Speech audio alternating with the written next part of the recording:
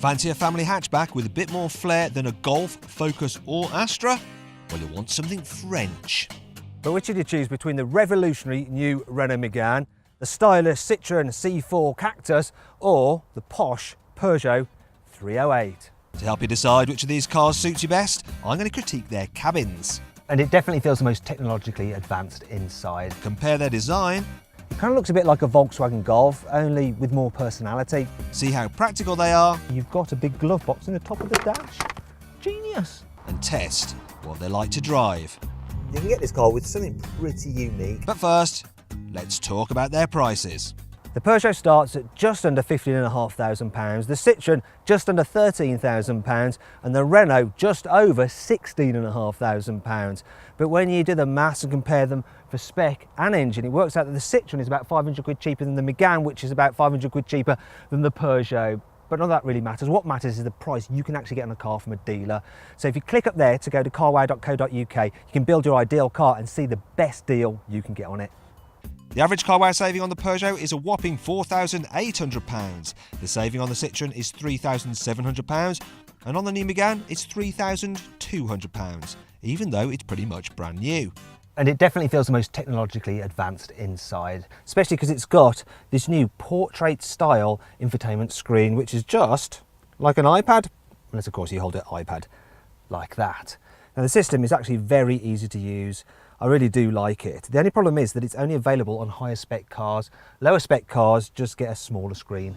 More expensive cars also get digital dials and extra styling goodness. And on the whole, the Megane's cabin feels pretty modern.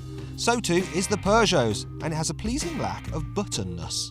Trouble is, you have to control everything through this screen, and well, it's a little bit of a palaver. And while the car does look expensive on the inside, there are bits of it that are just a bit yuck.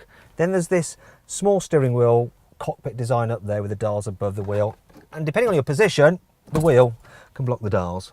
It's not ideal.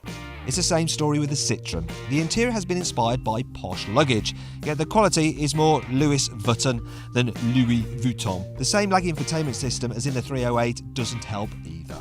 What's more annoying is that while you can move the steering wheel up and down, you can't alter it for reach, so if you like to sit away from the pedals, you might end up having to drive like that. But this car is more about the style, and there's certainly nothing like it on the road. These colour-coded air bumps protect the car from minor scrapes.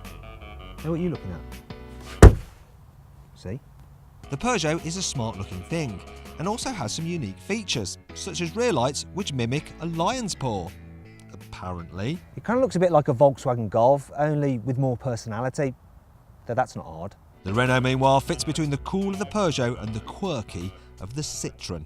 This actually looks more like a one-off design concept rather than an everyday car that normal people can actually afford to buy. It's a reasonably practical car. There's plenty of head and legroom in the back, and even taller adults should be able to get comfy. Plus, you can carry 3 at a stretch without too much trouble. In terms of fitting a baby seat, it's not the easiest because the rear doors are quite narrow. Still, the car does have pretty good cubby spaces. The boot capacity is about average for this class of car, but there's no clever features like a raisable boot floor, which would be handy because this bumper that protrudes creates quite a ledge to lift stuff over, though it does make for quite a nice seat. And you don't with the Peugeot either, but its boot is slightly larger with the seats up or down, so overall carrying capacity is the best of the 3 cars here. However, there is a trade-off for this. In its quest to maximise luggage space, Peugeot has sacrificed rear knee room, so this car isn't particularly great for giving adults a lift in the back. Taller adults will struggle for head and leg room, and 3 is most definitely a crowd. And cubby spaces are the worst among the 3 cars here. The glove box, for instance, is tiny. That's not a problem in the Citroen though, because they move the passenger airbag from here to up there, so you've got a big glove box in the top of the dash. Genius! What's not so clever is the boot. There's no split folding rear seats, there's hardly any features, and the overall capacity is less than the 2 rival cars here. Rear passenger space is pretty good, though it's not great for carrying 3 at once because of the narrow body. Still though, it's better than the Peugeot. Plus, the Cactus is the best car when it comes to fitting a child seat. Now though, we come to the test drive bit, to see how these cars compare on the road. You sit a bit higher in a Cactus than you do a normal hatchback, and as a result you get a good view forward.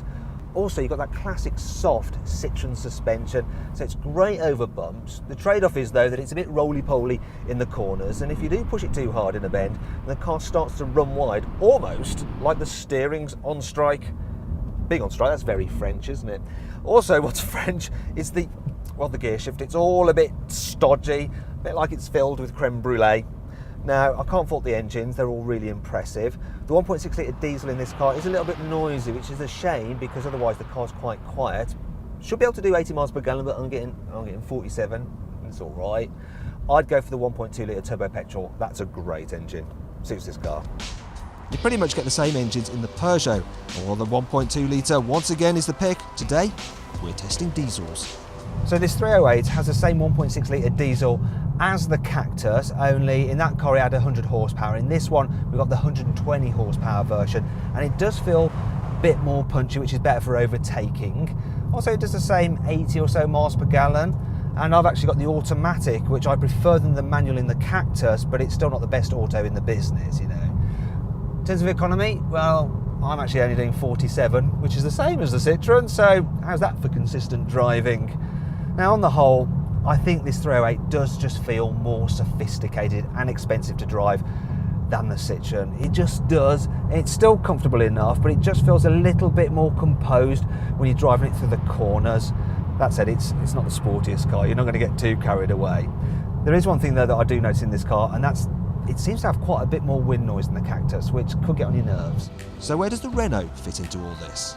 You can get this car with something pretty unique, and that's four-wheel steering, which is like what you get on a forklift truck. And what it means is this car is, well, it's more manoeuvrable at low speed and then more stable at high speed, and the system kind of works. It does do that. And on the whole, this is quite a pleasant car to drive. It majors on comfort, and it does feel a bit more composed over bumps than the other two cars. The only thing is, though, is that it just doesn't feel all that French. It's a little bit lacking in personality. It feels a bit more like a Korean car. You know, it's good, it's competent, but it's just a little bit dull. Also, I prefer the engines in the other two cars. To be fair though, this 1.5 litre diesel is very economical. It's returning 59 miles per gallon. So then, where does all that leave us? Well, the Peugeot 308, it feels upmarket and it's easy to drive. The Citroen C4 Cactus, it's just quirky, cool, it's interesting. But it's the new Renault Megane, which, well, it combines comfort, it's easy to drive, it looks fabulous, and it's got that brilliant new infotainment system, which wins this French car group test. If you enjoyed this video, please like it and share it, and click on our logo to subscribe to our channel. Click on the video windows to watch the individual in-depth reviews of each of the cars in this group test.